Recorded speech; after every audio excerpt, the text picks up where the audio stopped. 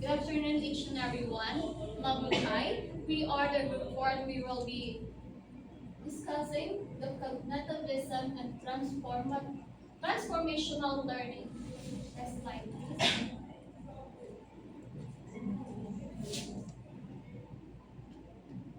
It has animation.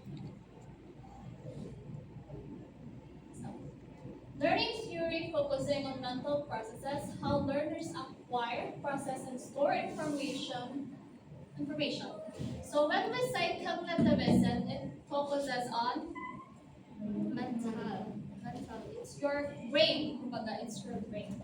So basically, this theory explains how people process information, how they organize it, and how they store and what do you call it? Retrieve information.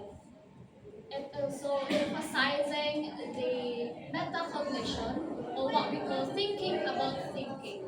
So my group will be discussing a lot more, and I advise you to listen very carefully because they might be giving you information that is not included in our slides.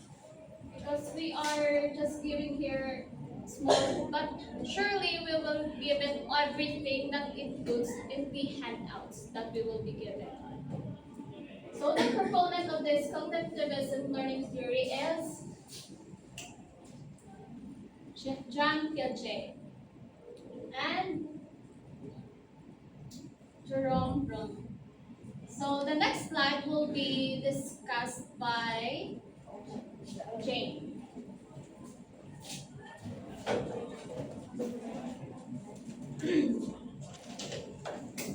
So, good afternoon, everyone.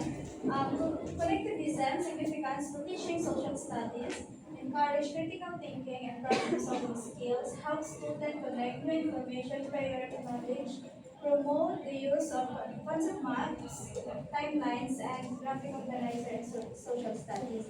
So, as a future teacher, no, ang tatlanta elementary. So, mayroon, kinasaltahan ng nakaboringan sila, so kinanglan, tagit magpaminsan naman sa mga unit naman nga nung para-edit sila mag-board sa among lang ng strategy. So, dapat, kay elementary ang imutuduan, dapat creative ka, dapat damo-damo ka, ipaano sa ila, yes.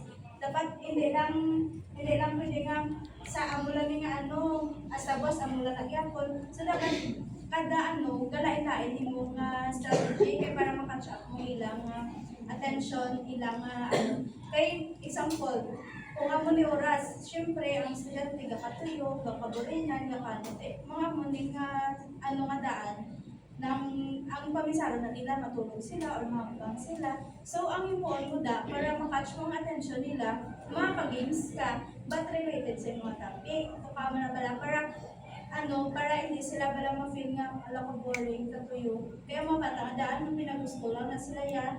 Tapos kapit bagay kung ikaw mismo teacher, boring ka mo klase, wala ka creative, hindi ka creative sa ila, hindi ka kabalo mag-handle kung ano sa ila. Nang ang tawag na, ang makapa-acute sa ila ang mapabasa. So dapat, kung teacher ka or elementary teacher ka, kalabanan, kinabingan mo grade 1 to grade 3. Ang pana sila ang mga daw kinanglan mo pagid nga kinanglan mo pagid nga pang kuhaan nila attention. Pero, kuhaan nila attention sa mga good nga man nga, like, ma-present ka gabi, mapahampang ka sa mga games. Pero, ang mga may connect man sa, tapos may knowledge man sila, nalingaw sila, at the same time, may knowledge man sila nga nagkabalaan. So, muna ang sa tapos, encourage critical thinking, problem solving, syempre, kinanglan mo man sila encourage, kinanglan mo man sila kung may na-achieve sila, compliment mo man sila, ay ka very good, so dapat ipadayon muna. Kaya muna ang mga bata mo, kinanglan mo na sa mga bata, gamay lang din yung mga compliment. Kaya mambala sila, very good ko kayo sa school, so kinanglan ko pagin mo paano ka teacher, no kami na sa ila. So, that's it. So add information about this slide now.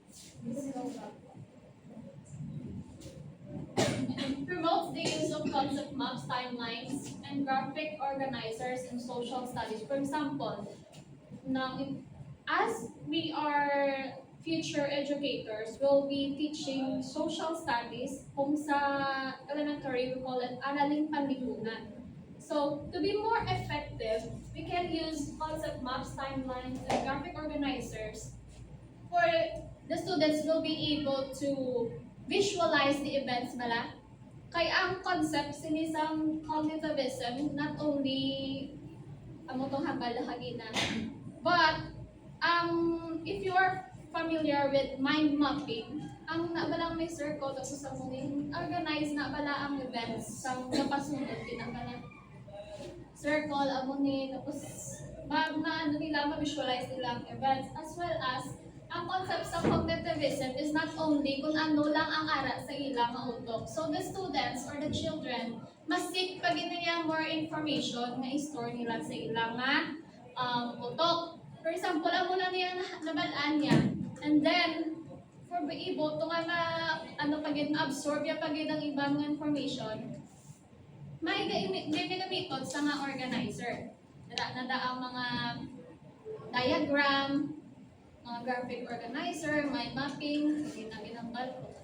So, it helps students connect new information to prior knowledge. Ang isang ba, pag di lang naiya ang ulang ng mga information, napakita kasi pag naiya sila information through the use of concept maps, timeline, and graphic organizers. Thank you. Next. This slide will be discussed by Micaela. It is transformational learning. Learning theory emphasizing change of perspective through critical reflection. Like for example, balaga ng bato mo bala ang pagbago para sa imo like that.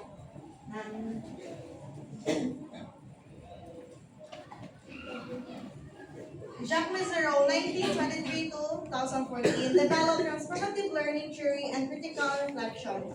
Examples ng transformative learning theory, changing one's worldview to be more adaptable. Like for example, ang iba lang ang point of view, kagi mo nga nabalaan, do ginashare man sila nga para mas mapahapos sa ila. Diba? Ang critical reflection naman, questioning one assumption through dialogue. For example, bala nga, as a teacher, bala nang open ka for questioning, bala nga naman, kasi mo na kabalo ka naman sa barat, like that. Next slide.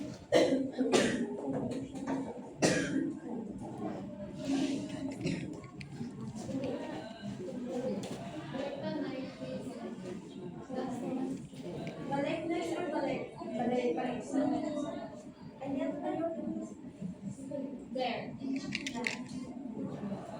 Okay, now let's move on and we discuss about the transformational significance in social studies. So now, encourage empathy and global awareness. So now, promoting discussion, debates, and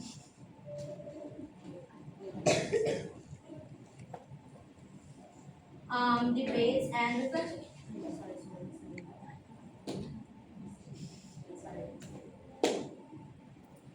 Okay, so encouraging empathy and global awareness helps students care about others' feelings and understand issues that affect people around the world. So example, after learning about children in other countries who lack clean water, students reflect on how lucky they are and create posters encourage water conservation. So, dili mo ni ma-realize nga ang isa ka student bala may ara siya sa emotion or kumbaga pa ng kung amo kunara sa amo ng sitwasyon daw mahatag mo bala siya ang pagka-intindi ko na no ang realization kumbaga amo na sa for example when students learn about children in other countries who struggle to clean water, they begin to imagine what life would be like in that situation. So this develop empathy because they understand the hardship other face.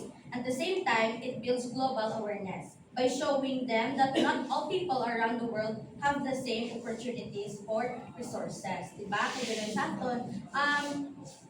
sa aton, sa Pilipinas, medyo daw makabatsyag tas ang kapigaduhon pero mas may ara pagid ya mas lala pagid sa ibang nga countries, di ba? So ginapay siya na sa mga studenta kay para ma-realize nila. So next, who can read? Other? Okay, read ang direct. Help students understand multiple perspectives in history and society. So teaching multiple perspective in history and society helps students see events from different viewpoints, making them more understanding and empathetic. So, example, in lesson about colonizing, one group of students takes the role of colonizers, another as the colonized people, and they share their experience. This helps the class understand both sides of history. So, for example, ang group 1, yara man sila ila nga ginapakibato, and the other side may araman. So, if they're sharing ideas, gahabuyanay sila. So, it means, makuha nila ang viewpoint kit sa ila nga gina-debates, di ba? So, next. Can read? Promotes discussion, debates, and reflection journals. Okay, promoting discussion, debate, and reflection journal helps students express their ideas, respect different opinions, and think deeply about what they have learned. For example, after lesson on saving ang environment, students discuss why it's important, debate whether planning, trees, or recycling is more helpful, and then write in their journal show they can personally help the environment. Sorry, ang example.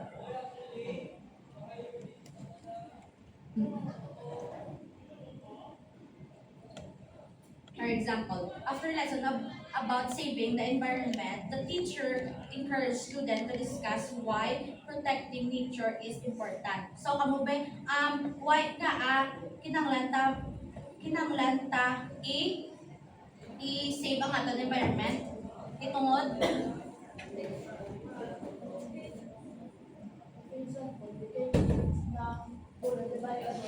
Hindi nakisama sa hanap ng Yes. dapat pagdalo kita ng mga for example, sa pagdalo para Na, very good. Like, subong, kita din naman subong sa balita, damo naga mga flood, mga baha. So, kinangatan na iiwasan. So, balik kita man, ma-teach mga sila habang magtapo sila, kabalo sila kung paano sila mag-save sa environment, kung paano nila i-save ang environment ta. So, next, this lets them share ideas than keeping the air clean. Diba? Kasi subong, ang pollution, grabe na rin. Gadamon masarap yan. Datang ako sakit, di ba? Init. Tapos grabe pa ang pollution, grabe pa ang sa mga... Kag isa pa, tungod man na sa mga human activities, tungod man na sa aton nga gabalik lang sa aton. Yes, ang mga basura, sa bukita, talaga sa mga paborita, yung mga kanal-kanal, mga dadala, is agi na haboy sa mga... Is abi, kita mo na nabiyang kita mo na naghatag sa atong problem, di ba? Di ba? Yes, correct na. So, protecting animals and making Earth safe for future generation. Next, students debate so, isa naman ka-student ka-debate naman whether planting trees or recycle is more helpful. Di ba? Di ba sa elementary, ginapapulot sa mga water bottle, tapos or mayroon mo na basurahan bala sa mga recycle, kaya mo na iban, ginahimo na. Tapos subong may mga teacher man, nagapahatag sila sa recycle na gamit ang mga plastic ginahimulunan di kita ginasubang ang ginagunting-gunting. So muna sa. So this activity trains them to listen to others, think critically, and respect different opinions. So that's all. So, transformational learning theory is kung baga, ang imong ginapatihan, hindi lang muna, ginatransform niya ka into lain naman. For example, kapati, kaya bina ang isa kabutang, ay wala ko na yung kapati sa mga, give me example, ano man. Encourage sympathy and global awareness. For example, wala ka kabalo, kag wala mo na experience sa ginambalya. Ang tamang example mo ganit. Example about some Baha. Sa other countries pala ang baka For you to be able to be realize this situation, kinlanlan, libutang mo man na imo nga kaugalingon. You put your shoes in that situation for you to be able to transfer mo na imo nga beliefs rather, no? Next will be discussed by Angelica.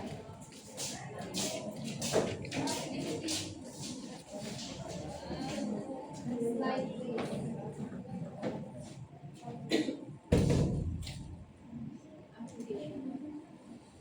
Next is classroom applications. In Cognitivism, students create a mind map connecting events of the Philippine Revolution to their causes and effects. So, sa Cognitivism, guys, tanggap na mabutangan ng kita mismo kisa ng para mas maintindihan kapag iba lang kung ano ang maging ang cause and effect, kumbaga, like mahimo na timeline kung ano ang nakatabo sa una kung ano bala ang kalatabo sa una tapos ano ang epekto kada subong sa aton. And transformational, students engage in a role play of historical figures followed by a reflection on how their understanding of social justice has changed. So sa naman sa transformational, like kumbaga may ginhatag sa ato ng ato na teacher isa ka situation tapos i-role play ta. Then dira pa ginato mas maintindihan kag makuha nato nga ay amo na siya kali. Do kumbaga gahatag kamo idea sa isa kag isa para ang ginhatag na topic sa inyong teacher na i-role play nyo, mas maintindihan nyo kag ma-deliver ko sa chapter kag para ang inyong mga classmates kumbaga na mas Change ang ilang perspective. yes, para Ano na-stay, stay sa hindi isang na mag-stay sa isa ka situation. Kumbaga, dapat manila itungan ang isa ka ka situation para malang, kumbaga, ma-adapt nila sila kaugalingon nga hindi lang sila mag-stay sa ang mga situation. Thank you so much. And that's all for group 4.